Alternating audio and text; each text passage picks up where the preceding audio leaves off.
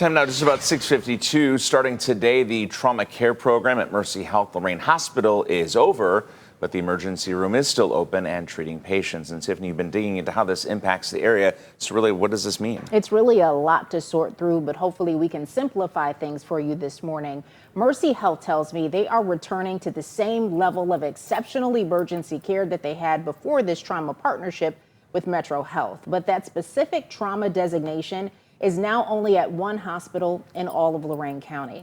It's at Elyria Medical Center, which is about 11 miles or 20 minutes from the hospital in Lorain.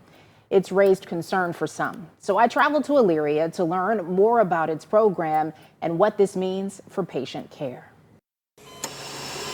At some point, you or a loved one will need emergency care, but in some cases it could rise to the level of trauma, a severe cut, a lost limb, or other injury to the body that needs immediate attention. Most people think that trauma centers deal with the gunshot wounds and the really exciting trauma, but the vast majority of traumas that come into the emergency department are related to falls. In 2021, Elyria Medical Center earned a level 3 trauma designation.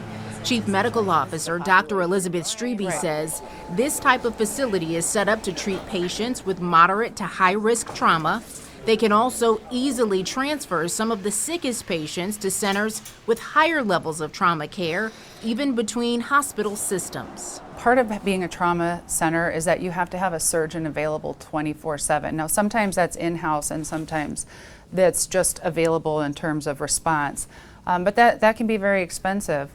The resources to train your staff can be expensive. Keeping that staff available all the time is really hard to do for a smaller hospital. Last month, we spoke with Case Western Reserve University professor of healthcare business, J.B. Silvers, about Mercy Health Lorain Hospital ending its level 3 trauma program. At the time, some people who live in the city were frustrated. It upsets me because I think that's more of a business acumen than a personal care idea. I think they just can't keep the hospital staffed. Lorain is the most populous city, and then very quickly surrounding both of Lorain and Elyria is this massive suburban growth in Avon Lake, Amherst, Vermilion.